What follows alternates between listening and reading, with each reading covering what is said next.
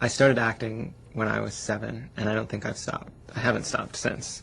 A lot of theater work. Every kind of theater, every kind of space. When I was about 5 or 6, they couldn't get a babysitter for, I don't even remember what the play was, so they had to drag me along. And they thought I'd whine and cry during the whole thing, and I loved it. So then they knew, and I had said I wanted to act. My agent submitted me for the audition, and I made a videotape in New York. And then I was flown to LA for 2 different callbacks. I think probably my favorite scene was the scene outside Brian's loft, like when he finally, or he thinks he finally breaks it off with me, where Justin finally has the realization that Brian has no interest in him as he is. And it was just fun to have a sort of catharsis. Or it's definitely a moment where Justin shifts. Because the gay characters are sexualized. They have sexual lives, which I don't feel like they have in other shows about gay people.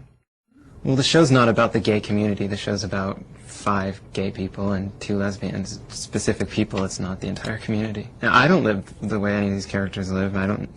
Yeah. It's just people. Yeah, it's just these characters. It's not representative of, like, Justin's not representative of all gay teens, and, you know, it's just this one kid. It wasn't hard. I mean, the sets were closed, so it wasn't the usual, like, 20 people. It was like 3 people on set. And you just concentrate on your scene partner, and, I mean, you can get there.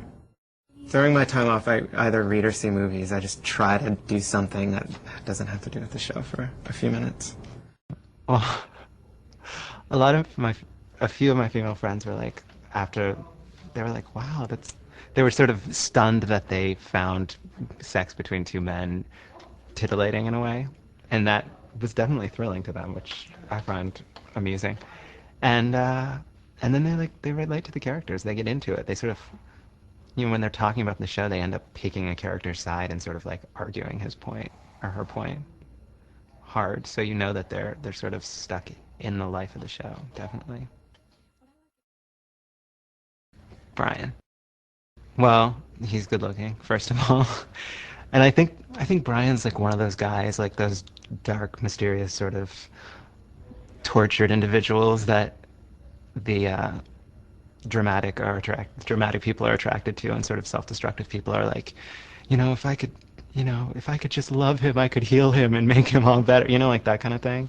He's kind of like that. Like, his appeal is like, I could make him love me. His appeal is that he's a challenge, and that he fights off love, and so it makes you want to give it to him more.